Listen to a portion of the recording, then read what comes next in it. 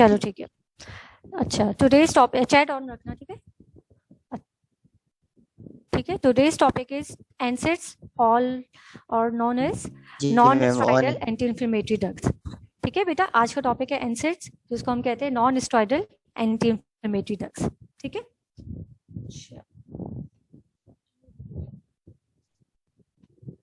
अच्छा, तो आज हम पढ़ेंगे, बेसिकली हम रिकॉल करेंगे सबसे पहले साइक्लोऑक्सीजनेस पाथवे, मतलब उसको रिकॉल करेंगे। आप लोगों ने पहले फिजियोलॉजी पे पढ़ लिया है, इवन आपने बायोकेमिस्ट्री पे भी उसको पढ़ लिया होगा। जब उसको रिकॉल करेंगे ताकि हमें, और उसके इफेक्ट्स ऑफ प्रोस्टाग्लैंडिन्स को हम थोड़ा सा रिकॉल करेंगे, ताकि आपको एनसिस की जो मैकेनिज्म ऑफ एक्शन है, उसका फार्माकोलॉजिकल इफेक्ट्स है, एडवर्स इफेक्ट्स है, वो आपको डिटेल में समझ में आए। ठीक है। अच्छा, बेसिक टर्म्स के बारे में हम पढ़ेंगे। एनाल्जेसिया, एंटीपायरेटिक और एंटी इंफ्लेमेटरी इफेक्ट्स, ये क्या होते हैं, इनके बारे में पढ़ेंगे। और हम क्लासिफाई करेंगे एनसिड्स को, क्लासिफिकेशन पढ़ेंगे केमिकल लिहाज से या सिलेक्टिविटी के लिहाज से। मतलब कॉक्स टू सिलेक्टिव है और नॉन सिलेक्टिव एनसिड्स है, उनके बारे में क्लासिफिकेशन पढ़ेंगे। और जो जनरल मैकेनिज्म ऑफ एक्शन है, जनरल फार्माकोलॉजिकल इफेक्ट्स है, क्लिनिकल यूजेस है एंड एडवर्स इफेक्ट्स है, उनके बारे में हम एनसिड्स के बारे में पढ़ेंगे। ठीक है। अच्छा, जनरल मैकेनिज्म इस वजह से क्योंकि मैं एक प्रोटोटाइप ड्रग्स को लेके, यानी कि prototype drug is aspirin among NSAIDs, तो उसी को लेके हम उसका मैकेनिज्म ऑफ एक्शन देखेंगे, फार्माकोलॉजिकल इफेक्ट्स देखेंगे, उसका क्लिनिकल यूजेस देखेंगे और एडवर्स इफेक्ट्स देखेंगे, क्योंकि मोस्टली प्रोटोटाइप ड्रग्स से ही रिलेटेड दूसरी ड्रग्स होंगी। ठीक है। तो इट्स इम्पॉसिबल कि मैं पूरी ड्रग्स को साथ लेके चलूं, लेकिन जो मेजर कॉमन ड्रग्स हैं, जैसे एसिटामाइनोफेन है, सिलेक्टिव कॉक्स टू इनहिबिटर्स है, एस्पिरिन है, या इंडोमेथासिन है, डिक्लोफिनेक सोडियम है, तो जो सिलेक्टिव जो इंपॉर्टेंट ड्रग्स है जो क्लिनिकली आप यूज करते हो, उनको मैं डिटेल में जरा सा लेके चलूंगी। ठीक है। अच्छा, नॉन सिलेक्टिव और सिलेक्टिव कॉक्स टू इनहिबिटर्स है, उनमें क्या डिफरेंस है, कब यूज करेंगे कॉक्स वन इनहिबिटर्स, और कब नॉन सेलेक्टिव कब यूज करेंगे, और कब उसकी कॉन्ट्राइंडिकेशन क्या है, वो पढ़ेंगे। और adverse effects of COX two inhibitors भी पढ़ेंगे, सिलेक्टिव कॉक्स टू इनहिबिटर्स। ठीक है। अच्छा, non steroidal anti inflammatory drugs जो है, वो basically apart from anti inflammatory effects, उसमें होता है analgesic and antipyretic. Analgesic means relief of pain. ठीक है। एंटीपायरेटिक मीन्स कि फीवर को रिड्यूस करेगा। ठीक है। अच्छा, इनिशियली और हायर डोजेस पे वो एंटी इंफ्लेमेटरी इफेक्ट्स भी रखता है। ठीक है। अच्छा, apart from these effect, analgesic, antipyretic और anti inflammatory effects, NSAIDs also have antiplatelet effects. ठीक है, depending on the dose. NSAIDs में आपके एंटीप्लेटिलर इफेक्ट्स है, analgesic, antipyretic and anti inflammatory effects है। ठीक है। अच्छा, इसको नॉन स्टेरॉयडल इस वजह से हमने बोला है, इसको डिफ्रेंशिएट, जो कॉमनली यूज होती है, जो मोस्ट पोटेंट एंटी इंफ्लेमेटरी जो एजेंट्स या ड्रग्स होती हैं, स्टेरॉइड्स, उससे डिफ्रेंशिएट करने के लिए उनको नॉन स्टेरॉयडल बोलते हैं। यानी कि जो दूसरे स्टेरॉइड्स है, उसका भी सिमिलर इफेक्ट्स है, कि वो भी प्रोस्टाग्लैंडिन, ल्यूकोट्राइन्स दोनों को करता है। यानी कि वो मोस्टली फॉस्फोलिपेज A2 पे इफेक्ट करता है, यानी कि एराकिडोनिक एसिड को मतलब मोस्टली पहले ही स्टेप में ब्लॉक कर देगा, यानी कि कॉमन पाथवे ही को ब्लॉक कर देगा। तो ल्यूकोट्राइन्स एंड प्रोस्टाग्लैंडिन दोनों ही के सिंथेसिस को वो ब्लॉक करेगा। ठीक है। तो उसको डिफ्रेंशिएट करने के लिए, और स्टेरॉयडल ड्रग्स के मेजर जो एडवर्स इफेक्ट्स है वो बहुत ज्यादा होते हैं, इस वजह से हम सुपीरियर जो है वो कॉमनली यूज के लिए हम एनसिल्स को ही रखते हैं। ठीक है। अच्छा, और एनाल्जेसिया में भी, एनाल्जेसिक ड्रग्स में भी, इस पे टू टाइप्स ऑफ ड्रग है, narcotic analgesic and non steroidal means NSAIDs. Narcosis means induce sleep, यानी कि नार्कोटिक एनाल्जेसिक जो है वो पेन रिलीफ तो करता है, produce analgesia with narcosis, narcotic effects के साथ, यानी कि वो स्लीप को भी इंड्यूस करवाएगा। और नॉन स्टेरॉयडल में कोई नार्कोसिस, यानी कि सीएनएस उसका इफेक्ट्स नहीं होता। नार्कोटिक एनाल्जेसिस का मोस्टली सीएनएस रिलेटेड इफेक्ट्स होता है। ठीक है, जिसपे ओपॉइड डेरिवेटिव्स, मॉर्फिन वगैरह आ जाती हैं। ठीक है। और नॉन स्टेरॉयडल इफेक्ट्स जो ड्रग्स होते हैं, उसका मोस्टली पेरिफेरल इफेक्ट्स होते हैं by inhibiting the synthesis of prostaglandins. ठीक है। तो वो विदाउट एनी नार्कोसिस जो है वो एनाल्जेसिया को रिलीव करवाता है। ठीक है। और एंटी इंफ्लेमेटरी ड्रग्स में भी हमने इसको डिफरेंशिएट करवाते हैं स्टेरॉयडल से, जो जिसमें prototype drug cortisone, hydrocortisone drugs है। ठीक है। जो मोस्टली जो फर्स्ट पाथवे है, जब अभी आगे पाथवे बताऊंगी जो मेम्ब्रेन फॉस्फोलिपिड का जो फर्स्ट पाथवे जो एंजाइम अफेक्ट करता है ना, उसको अफेक्ट करवाता है।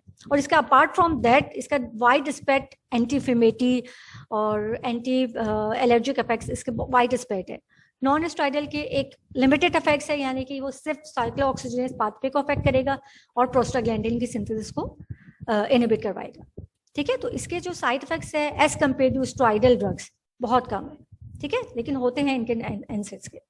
ठीक है, तो NSAIDs means non steroidal anti inflammatory drugs. तो सबका एक फर्स्ट वर्ड हम लोगों ने ले लिया। तो first of all anti inflammatory है, तो व्हाट इज इन्फ्लेमेशन? इन्फ्लेमेशन क्या है? Response of the body to the injurious stimuli. कोई भी इंजीरियस स्टिमुलाई या फॉरेन बॉडी है उसके अगेंस्ट जो है वो जो बॉडी रिस्पॉन्स कहती है उसको इन्फ्लेमेशन कहती है। तो मोस्टली ये बेनिफिशियल होती है, लेकिन हमें इसको बंद करने के लिए एनसिड्स क्यों दे रहे हैं या स्टेरॉइडल ड्रग्स क्यों दे रहे हैं? जब कभी एट टाइम्स जो है ये इंक्रीज हो जाती है, लिमिट से अबव हो जाती है, तो it can be harmful to the body. Patient में डिस्टर्बिंग इफेक्ट्स जो है क्रॉनिक इन्फ्लेमेशन के क्रॉनिक इफेक्ट्स जो है वो आने शुरू हो जाएंगे। तो उस इफेक्ट्स को या हार्मफुल इफेक्ट्स को प्रिवेंट करवाने के लिए हम एंटी इन्फ्लेमेटरी ड्रग्स देते हैं। ठीक है, अच्छा, इसको बेसिकली हमने ये स्लाइड्स में है क्लासिफिकेशंस ऑफ एनसिड्स है। ठीक है, ये केमिकल क्लासिफिकेशन है। ठीक है, जो फर्स्ट जो ये फेनामाइड्स तक जो ड्रग्स हैं वो selectively non selectively COX 1 and COX 2 दोनों एंजाइम को ब्लॉक करेगा, यानी कि salicylates, paraaminophenol derivative, phenyl acetic acid derivatives, oxicam derivative, pyrazolone derivative, propionic acid derivatives, fenamates जो है वो नॉन सेलेक्टिवली ब्लॉक करवाएगा आपके कॉक्स 1 एंड कॉक्स 2 को। ठीक है, और जो सिलेक्टिव कॉक्स 2 इनहिबिटर्स है वो मोस्टली कॉक्स 2 एंजाइम को ब्लॉक करवाएगा। ठीक है, और जिसपे प्रोटोटाइप ड्रग्स है वो एस्पिरिन है। ठीक है, ये आप लोगों ने याद करना पड़ेगा इस केमिकल क्लासिफिकेशन में। ठीक है, इस पे प्रोटोटाइप ड्रग एस्पिरिन है। अगर आपको ये मुश्किल लगती है क्लासिफिकेशन, तो आप simple non selective and selective COX 2 inhibitors में भी कर सकते हैं। यानी कि अगर आपको केमिकल क्लासिफिकेशन में हर एक को डालना मुश्किल लग रहा है, तो आप non selective COX inhibitors and selective 2 COX 2 inhibitors को भी आप इसको इस तरह भी क्लासिफाई कर सकते हो अगर ये आपको मुश्किल लग रहा है। ठीक है, अच्छा, अब कॉक्स 1 एंड कॉक्स 2 एंजाइम क्या है? ठीक है, कॉक्स 1 जो है फिजियोलॉजिकली एक्सप्रेस होता है। ठीक है, it's maintain the normal housekeeping function of the body, यानी कि ये मोस्टली प्लेटेलेट एंड जीआईटी में होता है, और प्लेटेलेट में मोस्टली प्लेटेलेट एग्रीगेशंस और को मेंटेन रखता है, और जीआईटी में गैस्ट्रिक मिकोजा को प्रोटेक्ट करता है। ठीक है, कॉक्स 1 एंजाइम। एंड कॉक्स 2 जो है वो जब हमारे पास कोई पैथोलॉजिकल स्टेट्स होती हैं तो ये इंड्यूस होता है, सिंथेसाइज इंक्रीज होता है। ठीक है, तो मोस्टली हमारा टारगेट ड्यूरिंग इन्फ्लेमेशन जो है या कोई भी इंजीरियस स्टिमुलाई के अगेंस्ट जब बॉडी रिस्पॉन्स करती है, तो हमारा मेन जो है टारगेट वो कॉक्स 2 एंजाइम होना चाहिए। ठीक है, अच्छा, अब मैं थोड़ा सा कॉक्स पाथवे को थोड़ा सा रिकॉल करवाती हूँ आप लोगों को। जैसे ही कोई इंजरी, इन्फेक्शन या trauma in response to injury, infection और ट्रॉमा, तो वो अटैक करेगा cell membrane of the cell को, और उसके बाद एक्टिवेट होगा फॉस्फोलाइपेज A2 एंजाइम। ठीक है, phospholipase A2 then act on cell phospholipids, cell membrane में जो फॉस्फोलिपिड है उसमें अटैक करेगा, and then phospholipase A2 in the presence of phospholipase A2 induces the formation of arachidonic acid. ठीक है, arachidonic acid जो है वो further goes into 2 pathway, either COX pathway और lipoxygenase pathway। यानी कि arachidonic acid जो in response to phospholipase A2 जो अफेक्ट करेगा सेल मेम्ब्रेन की फॉस्फोलिपिड्स में, तो उसकी arachidonic acid जो है then goes into 2 pathways, cyclooxygenase and lipoxygenase pathway। ठीक है, जो साइक्लोऑक्सीजनेस पाथवे है, ठीक है, वो it's responsible for production of prostaglandin, and lipoxygenase pathway is responsible for production of leukotrienes, leukotrienes जो है जैसे ल्यूकोट्राइन्स मोस्टली जो है वो भी इन्फ्लेमेशन में और इवन एलर्जिक रिएक्शंस में, जैसे cysteinyl leukotrienes is mostly responsible for manifestation of asthmatic जो है मैनिफेस्टेशन करवाता है, यानी कि एलर्जिक मैनिफेस्टेशन करवाता है। ठीक है, अच्छा तो आपके पास जो एनसेड्स है वो बेसिकली ब्लॉक करेगा एराकिडोनिक का साइक्लोऑक्सीजनेस पाथवे। ठीक है, लिप ऑक्सीजनेस पाथवे को ब्लॉक नहीं करेगा। ठीक है, वो inhibit the synthesis of prostaglandins, यानी कि वो prostaglandin I2, E2, F2, D2 and थायमोक्सिन A दोनों को ही मोस्टली इनहिबिट करता है। थायमोक्सिन A2 जो है मोस्टली जो है प्लेटिलेट में होता है, वो उसमें COX-1 जो है एंजाइम मोस्टली उसमें जो COX-1 वो ड्रग जो नॉन सिलेक्टिव COX इनहिबिटर्स है वो मोस्टली थायमोक्सिन A2 को भी सिंथेसिस को ब्लॉक करवाएगा। ठीक है, अब ये चीज अगर मैं एडवर्स इफेक्ट्स में बताती हूँ कि एनसेड्स जो है वो एलर्जिक रिएक्शंस या एस्थमेटिक पेशेंट्स में नहीं देना चाहिए। ठीक है, मोस्टली इसके कॉन्टेंट रीजन यहीं पे आपको मैं बता देती हूँ, क्योंकि अगर मैंने बाय गिविंग एनसेड्स, ठीक है, कॉक्स पाथवे को ब्लॉक करवा दिया तो एराकिडोनिक पाथवे जो है मतलब जो है वो towards the lipoxygenase pathway की तरफ शिफ्ट हो जाएगा। तो leukotrienes production will be increases that leads to increase the manifestation of asthma, यानी कि एलर्जिक मैनिफेस्टेशंस को इंक्रीज करवा देते हैं। ठीक है, ये मोस्टली हम डिटेल में आगे भी करेंगे।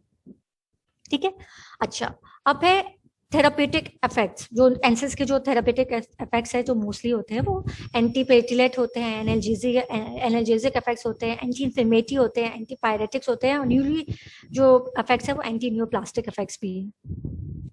ठीक है, अच्छा जो थेरापेटिक डोज रेंजेस हैं वो मैं पहले बता चुकी हूँ, तो लो डोजेस है, इंटरमीडिएट डोजेस है, हायर डोजेस है। Low dose is effective in reducing the platelet aggregation, यानी कि low dose is responsible for antiplatelet effects.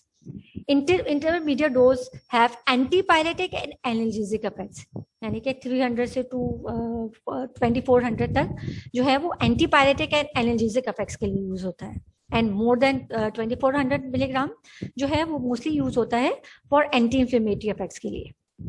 ठीक है, अच्छा मैकेनिज्म ऑफ एक्शन में अगर किसी ने मुझसे कुछ पूछना है तो मुझसे चैट में पूछ सकता है अभी ना। अभी डिटेल में मैं और भी लेके चलूंगी ना, जब इनके एनाल्जेसिक इफेक्ट्स है या कॉक्स पाथवे तो समझ में आ गया है ना अभी।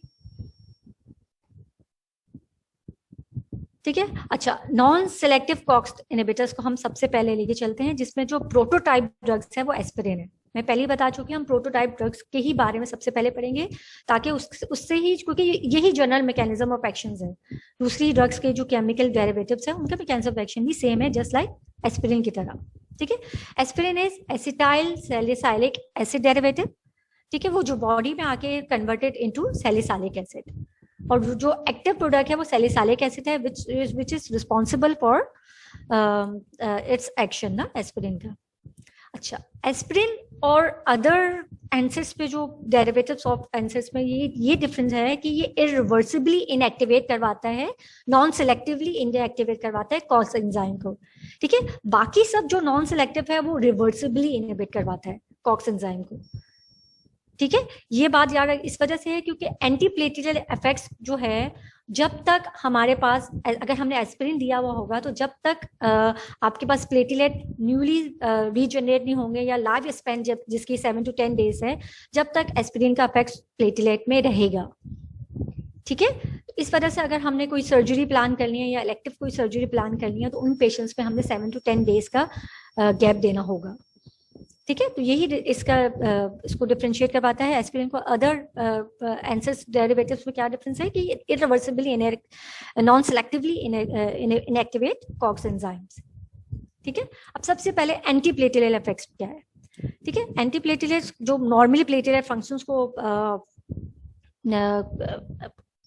वो आपको अफेक्ट करता है, वो दो प्रोस्टाग्लैंडिन होते हैं, थायमोक्सिन A2 एंड प्रोस्टाग्लैंडिन I2, और E2 भी होता है। ठीक है, थायमोक्सिन A2 क्या करता है इन रिस्पॉन्स टू, अगर हमारे पास कोई इंजरी है, ठीक है, अगर ब्लड लॉस हो रहा है तो सबसे पहले क्या होता है, वहां पे वेजो कंस्ट्रिक्शन होती है।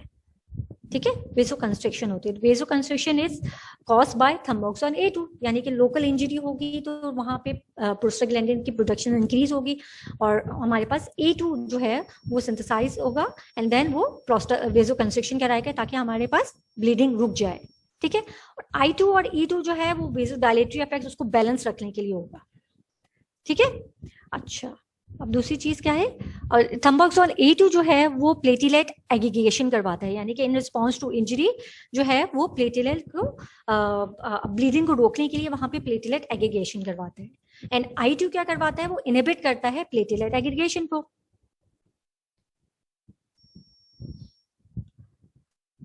अच्छा बेटा, ये मैंने ये जो मैं ये रेफरेंस टू द सर्जरी जो पॉइंट मैंने बताया था वो ये था कि एंटीप्लेटिलेट इफेक्ट्स जो है वो एस्पिरिन का इरिवर्सिबल होता है, यानी कि इरिवर्सिबली मोस्टली क्या एंटीप्लेटिलेट क्या ये हर अफेक्ट इसका, क्योंकि इरिवर्सिबली ये COX non selectively COX enzyme को ये इनहिबिट करवा देती है। ठीक है, मैं ये चीज यहाँ पे भी एक दफा फिर बता रही हूँ ना कि एंटीप्लेटिलेट इफेक्ट्स क्या होता है कि वो थम्बोक्सोन A2 की प्रोडक्शन को डिक्रीज करवाता है, तो आपके पास जो प्लेटिलेट जो है वो एग्रीगेशन जो है वो नहीं हो पाएगी। ठीक है, ये नॉर्मली मैंने प्रोस्टाग्लैंडिन के पहले बता दूं, थम्बोक्सोन A2 जो है वो स्टिमुलेट कराएगा प्लेटलेट एग्रीगेशंस को एंड I2 इनहिबिट करवाएगा प्लेटलेट एग्रीगेशंस को। ये नॉर्मल इसका बैलेंस चलता है इन प्रोस्टाग्लैंडिन्स का। ठीक है, अब हमने अब हमने जो है वो एस्पिरिन दे दिया या कॉक्स इनहिबिटर्स दे दिया नॉन सेलेक्टिवली, तो वो क्या करवाएगा, एराकिडोनिक पाथवे को कॉक्स पाथवे को इनहिबिट करवाएगा, जिसकी वजह से थम्बोक्सोन A2 की प्रोडक्शंस विल बी डिक्रीजेस। ठीक है, थम्बोक्सोन A2 की प्रोडक्शन डिक्रीज होगी तो प्लेटलेट जो है एग्रीगेशन इफेक्ट्स जो है, यानी कि जो इन केस ऑफ ब्लीडिंग जो मोस्ट प्रोटेक्टिव इफेक्ट्स होता है ना एंटीप्लेटलेट जो प्लेटलेट एग्रीगेशन का, वो नहीं हो पाएगा। ठीक है, लेकिन एस्पिरिन और अदर आंसर्स में ये डिफरेंस है, ये इरिवर्सिबली ये ब्लॉक करवा देगा प्लेटलेट में ये इफेक्ट्स थम्बोक्सोन A2 की सिंथेसिस का। तो क्या होगा हमारे पास, जब तक लाइफ स्पैन ऑफ प्लेटलेट है यानी कि 7 to 10 डेज तक, तो जब तक हमारे पास एंटी प्लेटलेट इफेक्ट्स उसका रहेगा, यानी कि हमारे पास जो प्लेटलेट है वो थम्बोक्सोन A2 को सिंथेसाइज ही नहीं करवा पाएगा, क्योंकि इरिवर्सिबली हमारे पास COX-1 एंजाइम ब्लॉक हो चुका है बाय गिविंग एस्पिरिन। तो उन पेशेंट्स में मैंने इलेक्टिव सर्जरी करवानी होगी, तो फिर हमने उन पेशेंट्स में इवन जो लाइफ स्पेन है 7 to 10 डेज उसका हमें गैप देना पड़ेगा। ठीक है बेटा, समझ में आ गया मैं ना? अच्छा, antiplatelet effects you low doses में यानी कि 75 to 150 mg OD में भी इसका इफेक्ट्स आएगा। ठीक है, अच्छा अब दूसरी चीज क्या है, एनाल्जेसिया। अच्छा, अब पेन कैसे प्रोड्यूस होता है, पेरिफेरी जब प्रोस्टाग्लैंडिन है ना वो नर्व एंडिंग जो होती है ना, नर्व एंडिंग जो पेन की उसमें को सिंथेसाइज करवाता है टू ब्रेडिकाइनिन, यानी जो पेन कॉजेटिव एजेंट्स है, यानी ब्रेडिकाइनिन हिस्टामिन्स, तो उसकी नर्व एंडिंग्स को प्रोस्टाग्लैंडिन उसकी sensitivity against these mediators increase करवाता है, पेन मेडिएटर्स। ठीक है, प्रोस्टाग्लैंडिन्स। ठीक है, और पेरिफेरी और सेंट्रली क्या करवाता है, थ्रेशोल्ड लेवल जो सेंट्रल पेन सर्किट्स है उसको डिक्रीज करवा देता है, यानी कि पेन जो है सर्टेन जो थ्रेशोल्ड लेवल पे ज्यादा होना था उसके और डिक्रीज करवा देगा थ्रेशोल्ड लेवल को, तो पेन जल्दी फील होगा पेशेंट्स को। तो उसमें क्या होता है कि मोस्टली जो हमारे पास जो एंसिड्स है वो मोस्टली जो मेजर इफेक्ट्स होता है कि वो पेरिफेरी प्रोस्टाग्लैंडिन को ब्लॉक करवा के मोस्टली क्या करवाता है कि वो नर्व एंडिंग की जो हाइपर सेंसिटाइजेशन होती है ना अगेंस्ट पेन मेडिएटर्स, ठीक है, वो डिक्रीज हो जाएगी। मेजर इफेक्ट इसका पेरिफेरी होता है, लेकिन in addition to peripheral effects NSAIDs also have central effects, यानी कि सेंट्रली भी वो प्रोस्टाग्लैंडिन को डिक्रीज करवा के जो थ्रेशोल्ड लेवल है ऑफ सेंट्रल पेन सर्किट्स है उसको भी आपके वो नॉर्मल लिमिट में रखेगा, उसको लोअर नहीं करेगा, क्योंकि प्रोस्टाग्लैंडिन जो है it's responsible for lower the threshold for central pain circuits.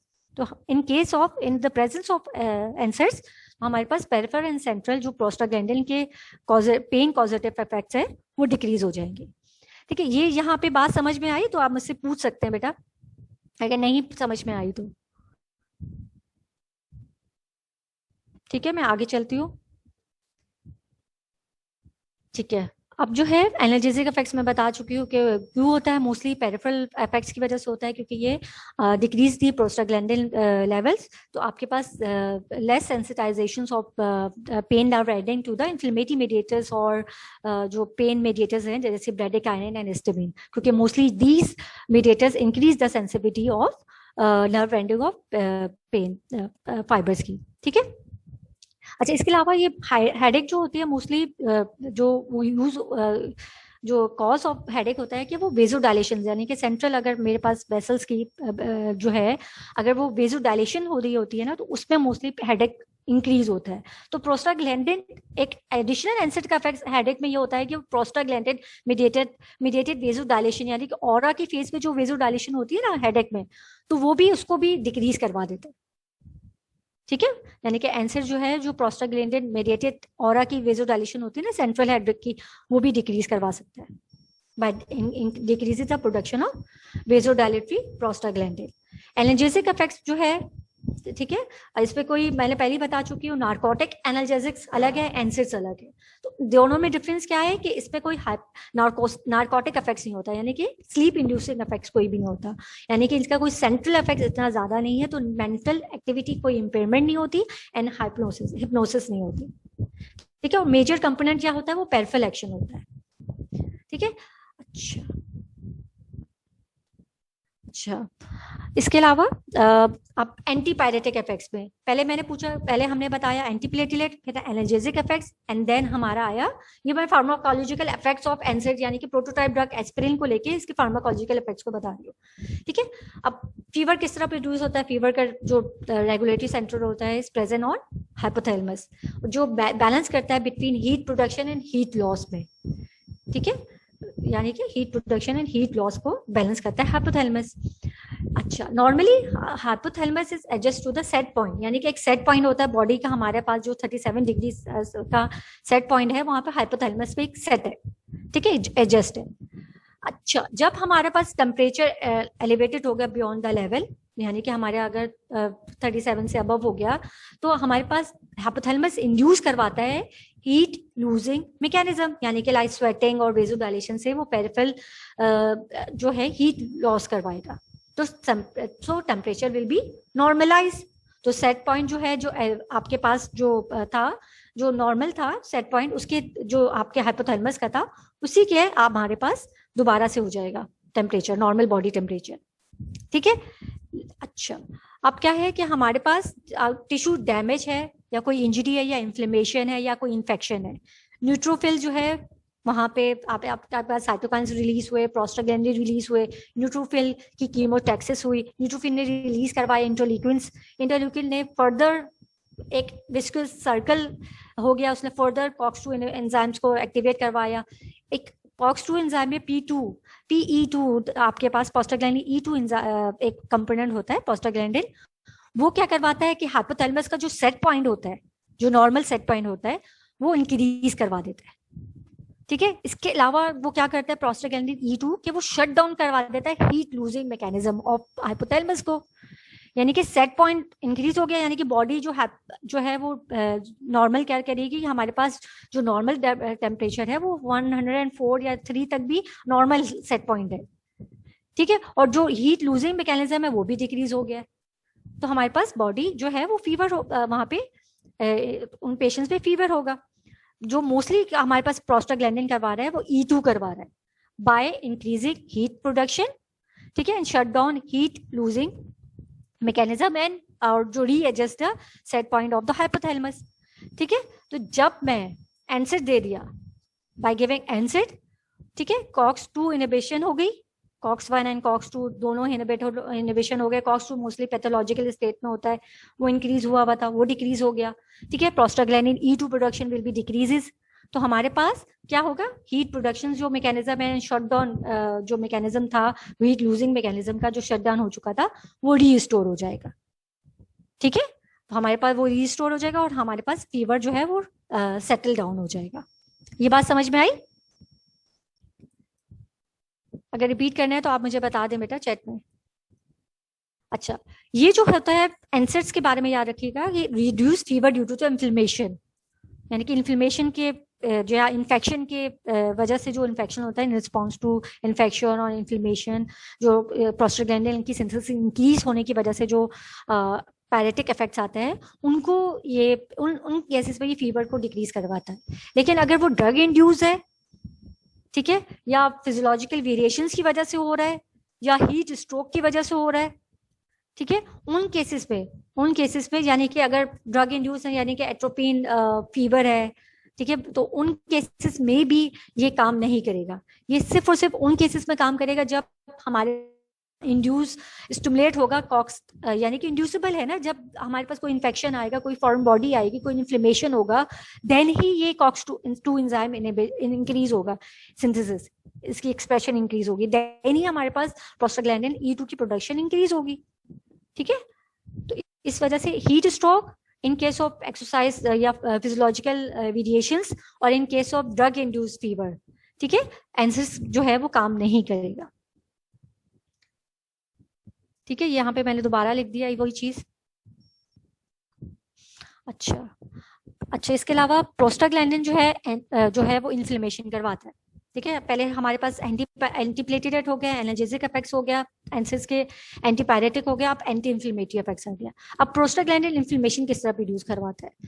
Prostaglandin is mostly जो प्रोस्टाग्लैंडिन D2 और E2 है, वो कैपिलरी परमेबिलिटी को इंक्रीज करवाता है, ठीक है, वेजोडाइलेशन करवाता है, जो क्या करवाएगा हमारे पास रिस्पॉन्सिबल फॉर एडिमा, यानी कि हमारे पास जो इन्फ्लेमेशन का मेजर साइन है एडिमा, वो करवाता है। इसके अलावा prostaglandin responsible for infiltration of leucocyte, activation of kinogens, ठीक है, और vasodilation of some vascular beds जो है उन करवाता है। ठीक है, यानी कि इन्फिल्ट्रेशन, यानी कि chemotaxis of neutrophil towards the affected area, और न्यूट्रोफिल फर्दर साइटोकाइंस को, इंटरल्यूकिन्स को रिलीज करवा के फर्दर एक विस्कस सर्कल्स को इनिशिएट करवाता है, प्रोस्टाग्लैंडिन की प्रोडक्शन को और इंक्रीज करवाता है कि विस्कस सर्कल इंक्रीज हो जाता है।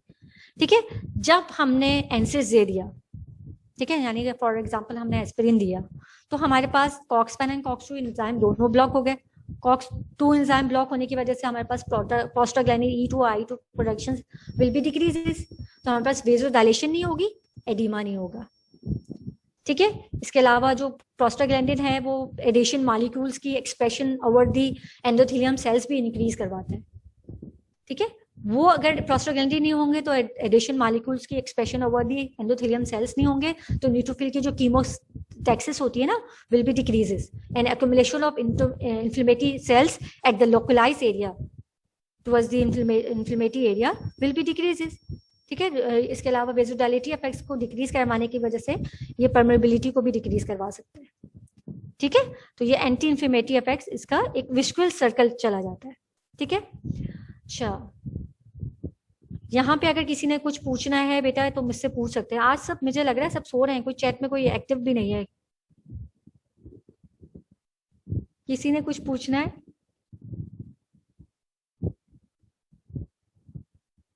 चलो ठीक है, अपना अब इसके अदर इफेक्ट्स में, रीनल इफेक्ट्स में, अच्छा, पहले तो समझ में आ गया कि एंटीप्लेटेलेट, एंटी पायरेटिक, एनाल्जेसिक और एंटी इन्फ्लेमेटरी इफेक्ट समझ में आ गए।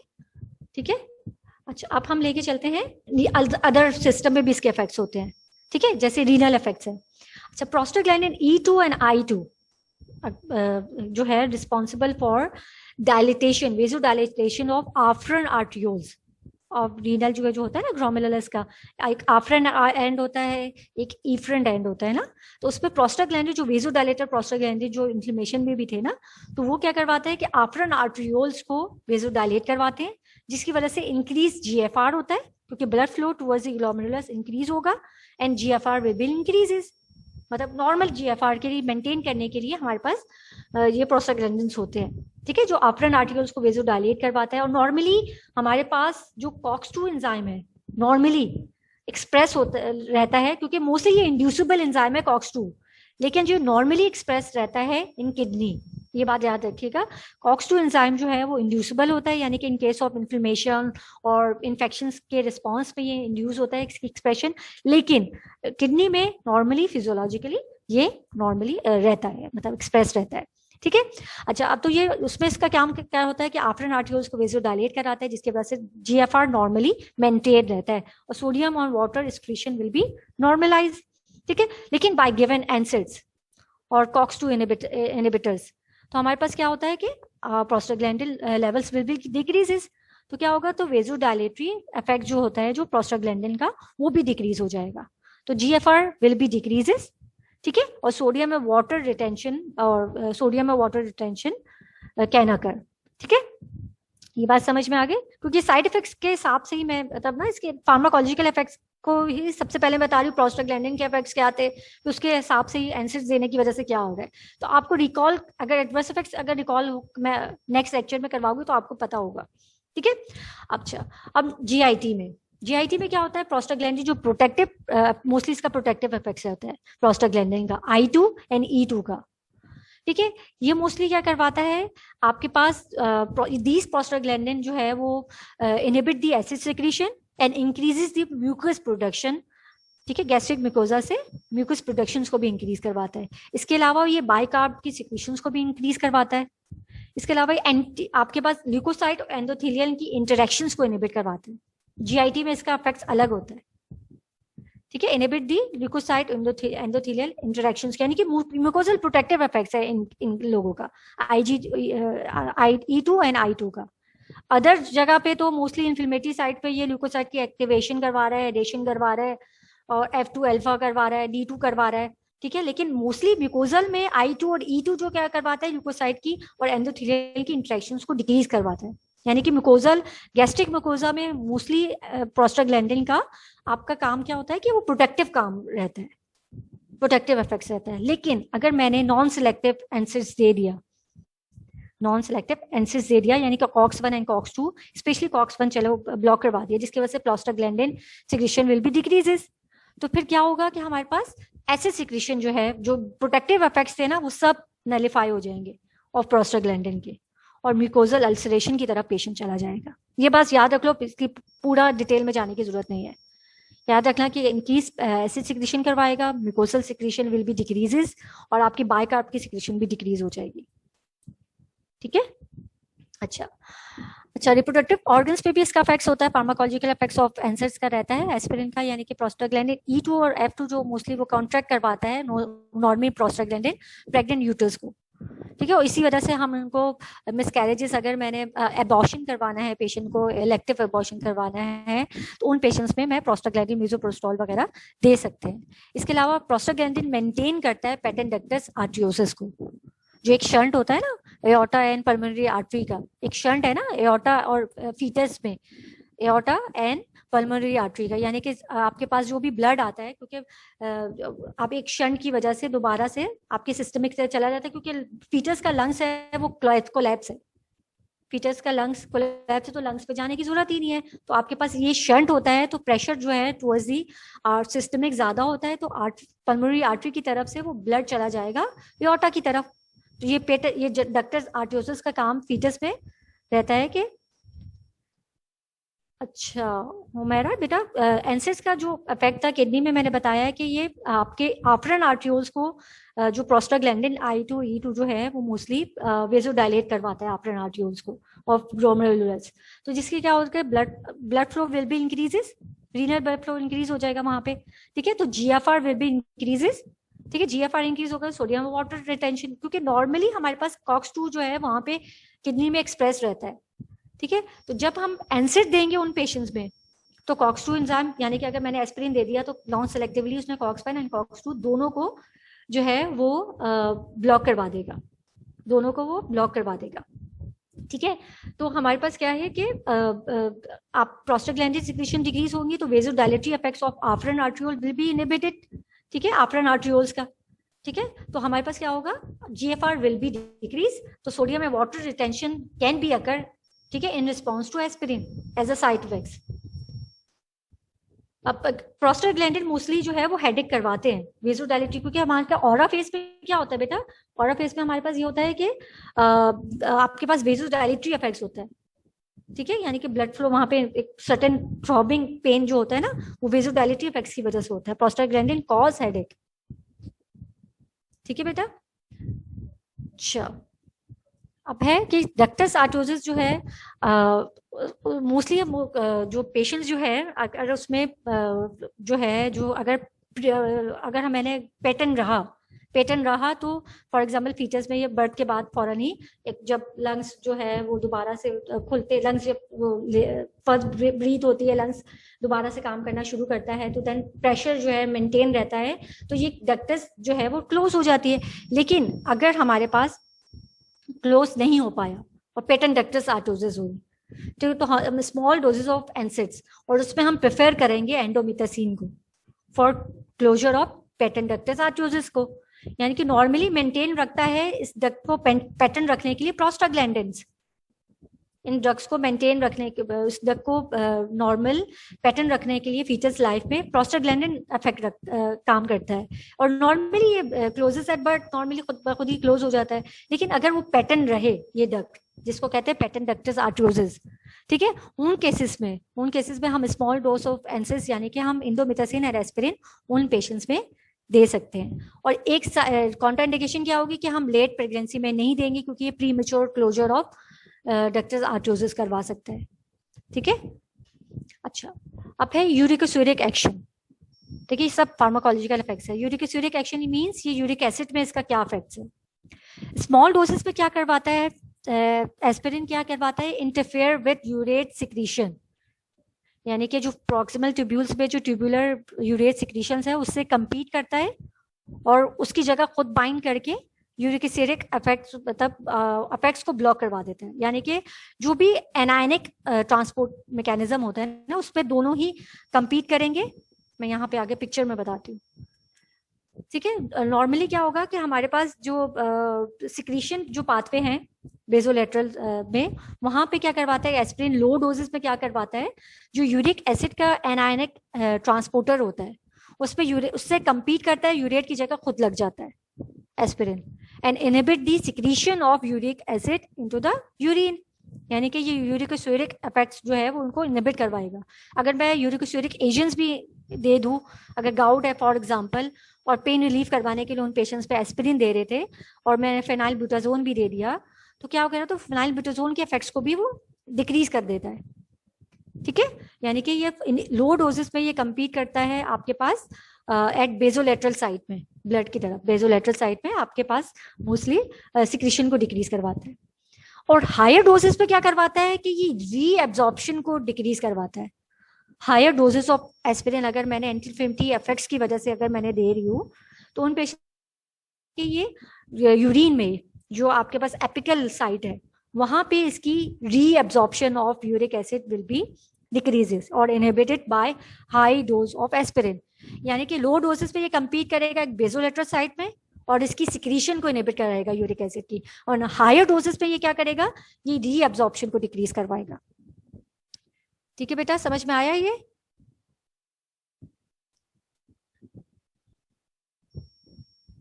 ठीक है, ये समझ में आया कि लो डोजेस में aspirin inhibit the uric acid secretion and at higher doses it decreases the reabsorption of uric acid. ठीक है, दोनों का फर्क यहाँ से पिक्चर में ना। अच्छा बेटा, मैं रिपीट एक दफा फिर करती हूँ। लो डोजेस में ऑफ एस्पिरिन जो है यूरिक एसिड की सिक्रीशन को इनहिबिट करता है, यानी कि जो बेजोलेटरल साइड है ना, अच्छा यूरिक एसिड के या तो सिक्रीट होगा और या तो रीएब्जॉर्प्शन होगी। ठीक है, तो लो डोजेस में हमारे पास एक एनायनिक ट्रांसपोर्टर है, लो डोजेस पे ब्लड साइड में, ये हमारे पास यूरिक एसिड की से कंपीट करेगा और खुद बाइंड करके खुद स्क्वीट आउट हो जाएगा यूरिन में, यानी कि अपनी कुर्बानी दे देगा और आपके पास यूरिन में आ जाएगा। यूरिक एसिड को कहेगा तुम तो यहीं रहो, तुम तो शायद काम के हो। हाई डोजेस में तो कहेगा कि नहीं भाई, तब मैं तो रीअब्जॉर्ब जो है खुद हो जाऊं, मैं तो अभी मुझे काम ज्यादा है, मुझे तो इतना ज्यादा लेना पड़ रहा है। तो रीअब्जॉर्प्शन में क्या करेगा, उसकी reabsorption of uric acid high doses में रीअब्जॉर्प्शन को डिक्रीज करवा देगा यूरिक एसिड की।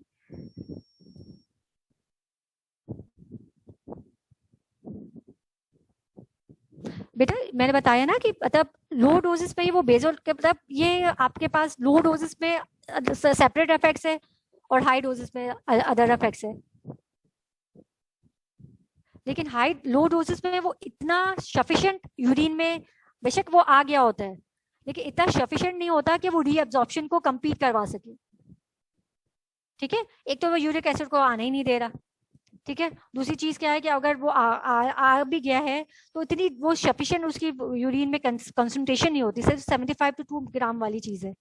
ठीक है, इतनी सफिशिएंट क्वांटिटी नहीं होती कि वो एक एज अ आपके पास जो एपिकल मेम्ब्रेन में जाके, एपिकल साइट में जाके उससे कंपीट करवा सके। ठीक है बेटा, यानी कि सेम ड्रग्स है लेकिन हायर डोजेस और लो डोजेस में इसके इफेक्ट्स अलग है। यानी कि हायर डोजेस और लो डोजेस पे इसके थेरेपेटिक इफेक्ट्स भी अलग है। जैसे हायर डोजेस में लो डोजेस में एंटीप्लेटिलेट है, इंटरमीडिएट डोजेस में एंटी एनाल्जेसिक और एंटीपायरेटिक है, हायर डोजेस में एंटी इन्फ्लेमेटरी है। ठीक है, तो इसी तरह आपके मोस्टली यूरिक एसिड में भी इसका इफेक्ट्स सेम ही ड्रग है लेकिन डिफरेंट इसके इफेक्ट्स है। ये बात समझ में आई बेटा?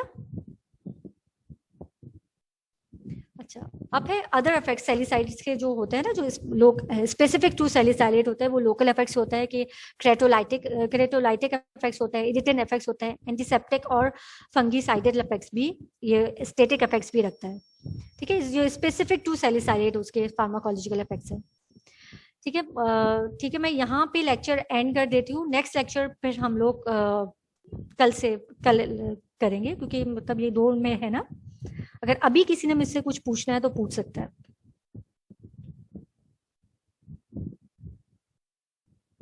मैं कल भी इंशाल्लाह ये रिपीट करवाऊंगी, थोड़ा सा ना फास्ट गो थ्रू करवाऊंगी। कुछ पूछना है बेटा?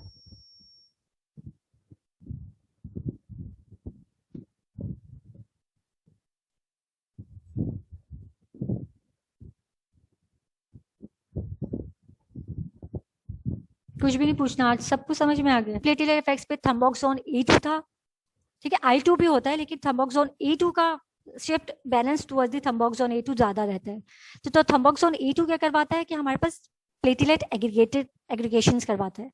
ठीक है, अब हमारे पास फॉर एग्जांपल एथेरोस्क्लेरोटिक प्लेग है या मतलब और वहां पे ब्लॉकेज हो रही है और अननेसेसरी हमारे पास प्लेटिलेट एग्रीगेशन इंड्यूस हो चुकी है, तो उन केसेस में अगर मैंने एनसिड्स या एस्पिरिन दे दिया तो हमारे पास क्या हो जाएगा, आपके पास platelet by inhibiting A2 thromboxane A2 production हमारे पास एंटीप्लेटिलेट इफेक्ट्स आएंगे।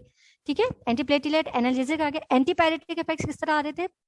Prostaglandin responsible for set point of hypothalamus था ना, जो नॉर्मली बॉडी टेम्परेचर को रेगुलेट करता है। तो उनमें जो है हाइपोथैलेमस, जो हमारे पास कोई भी पायरोजेंस होते हैं, जैसे पायरोजेन इन रिस्पॉन्सिबल फॉर आप इस रिस्पॉन्सिबल फॉर जो आपके हाइपोथैलेमस का सेट पॉइंट है उसको इंक्रीज कर देता है। यानी कि हाइपोथैलेमस का जो नॉर्मल सेट पॉइंट अगर हमारे 37 डिग्री है तो उसको वो 38, 39 या मतलब 40 तक ले जाता है। ठीक है, यानी कि सेट पॉइंट इंक्रीज करता है तो हमारी बॉडी समझती है कि हमारा नॉर्मल टेम्परेचर ही यही है। तो क्या होता है कि बॉडी जो है ना वो एक हीट प्रोड्यूसिंग इफेक्ट्स करना शुरू कर देता है इन द प्रेजेंस ऑफ प्रोस्टाग्लैंडिन्स। क्या करेगा वो? शिवरिंग इफेक्ट ज्यादा रखेगा। शिवरिंग ज्यादा होगी देन हीट प्रोडक्शन ज्यादा हो जाएगी और फीवर की तरफ पेशेंट चला जाएगा। ठीक है, अगर हमारे पास कोई भी इन्फेक्शन है या कोई भी इन्फ्लेमेशन है जिसकी वजह से पायरोजिन्स साइटोकाइन्स इंक्रीज हुए, तो पायरोजिन जो है नॉर्मली हाइपोथैलेमिक का सेट पॉइंट्स जो है वो इंक्रीज करवाता है। ठीक है, और पायरोजिन्स में हमारे पास प्रोस्टाग्लैंडिन्स मोस्टली प्रोस्टाग्लैंडिन्स भी आते हैं जो सेट पॉइंट्स ऑफ टेम्परेचर को फर्दर मेंटेन कर रखता है। फर्दर मेंटेन किस तरह रखता है सेट पॉइंट्स को? कि वो आपके पास हीट लॉस जो मैकेनिज्म है ना, जो सेट पॉइंट इंक्रीज हो चुका था, तो हमारे पास हीट लॉस मैकेनिज्म, अगर फीवर होगा तो बॉडी किस तरह उसको बैलेंस करेगी? हीट लूजिंग मैकेनिज्म के थ्रू, यानी कि स्वेटिंग के थ्रू। तो हमारे पास जो है प्रोस्टाग्लैंडिन्स क्या करवाते हैं कि हीट प्रोडक्शन मैकेनिज्म को इंक्रीज करवाते हैं और हीट लूजिंग मैकेनिज्म को डिक्रीज करवाते हैं। ठीक है समझ? तो एंटीपायरेटिक इफेक्ट्स किस तरह आएगा जब हम प्रोस्टाग्लैंडिन्स इनहिबिट करवाएंगे बाय गिविंग एंसर्स, तो हमारे पास जो हीट लूजिंग मैकेनिज्म था वो इंक्रीज होगा और heat production mechanism will be decreases. Last effect था एंटी इंफ्लेमेटरी, जो मोस्ट इंपॉर्टेंट इफेक्ट्स है। एंटी इंफ्लेमेटरी इफेक्ट्स में क्या है? एंटी इंफ्लेमेटरी इफेक्ट्स मैं बता चुकी हूँ बेटा कि एंटी इंफ्लेमेशन के prostaglandin is responsible for vasodilation के लिए करता है, जिसकी वजह से एडिमा जो मेजर साइन है। इसके अलावा वो increase expression of adhesion molecule over the endothelial cells. इसके अलावा काइनोजिन्स किलेक्रिन की साइटोकाइन्स की यानी कि साइटोकाइन्स की प्रोडक्शन को भी इंक्रीज करवाता है, which further responsible for neutrophil chemotaxis जो प्रोस्टाग्लैंडिन्स करवाते हैं। तो प्रोस्टाग्लैंडिन्स जो है वो इन्फ्लेमेशन को और फर्दर बढ़ा देते हैं। ठीक है, तो हमारे पास अगर हमने आंसर्स दे दिया समर बेटा, तो आपके पास ये prostaglandin production will be decreases और आपके एंटी इन्फ्लेमेटरी इफेक्ट्स आ जाएंगे।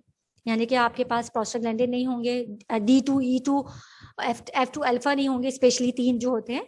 आपके पास वेजोडाइलेशन नहीं होगी, एडिमा नहीं होगा, कीमोस्टैक्सिस नहीं होगी, न्यूट्रोफिल्स की एक्यूमुलेशन नहीं होगी, एडिशन ऑफ एडिशन मॉलिक्यूल्स की एक्सप्रेशंस नहीं होगी ओवर द एंडोथेलियल सेल्स। ठीक है। अच्छा मीना बेटा, एनाल्जेसिक इफेक्ट्स जो है वो इंटरमीडिएट डोज में आते हैं। ठीक है, जो डोज वो एंटी इन्फ्लेमेटरी इफेक्ट्स अलग है, एनाल्जेसिक इफेक्ट्स अलग है।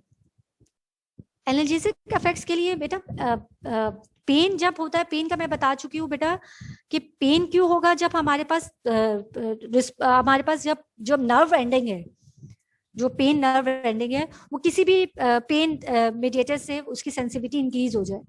अब इन्फ्लेमेशन जो होता है वो इन रिस्पॉन्स टू इन्फेक्शन होगा या किस ट्रॉमा भी हो सकता है, या इन रिस्पॉन्स टू मतलब कोई फॉरेन बॉडी भी हो सकता है। लेकिन एनाल्जेसिक मोस्टली जो पेन होता है ना, एल्जेजिया यानी कि जो पेन होता है वो रिस्पॉन्स टू एनी ट्रॉमा होता है। इवन आपके पास अगर लोकल इन्फ्लेमेशन है, वो नर्व एंडिंग को कंप्रेस कर रहा है, तो उनमें भी मोस्टली या साइटोकाइन्स की रिलीज हो रहा है, तो उनमें भी हो सकती है पेन। ठीक है, लेकिन एक साइन ऑफ इन्फ्लेमेशन है एल्जीजिया। ठीक है, तो एनाल्जेसिक इफेक्ट जो है वो इंटरमीडिएट डोज में मिलेगी। अगर मैंने एनाल्जेसिक इफेक्ट यानी कि इंटरमीडिएट डोज में एंटी इन्फ्लेमेटरी इफेक्ट्स नहीं आएंगे एस्पिरिन के। ठीक है मेरा बेटा, कि आपके anti analgesic effects intermediate dose में मिलेंगे, anti inflammatory effects higher dose में हमेशा मिलेंगे।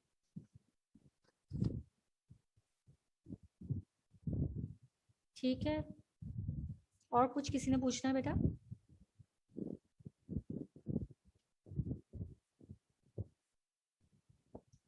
ठीक है, थैंक यू बेटा, मैं लेक्चर यहाँ पे एंड कर रही हूँ।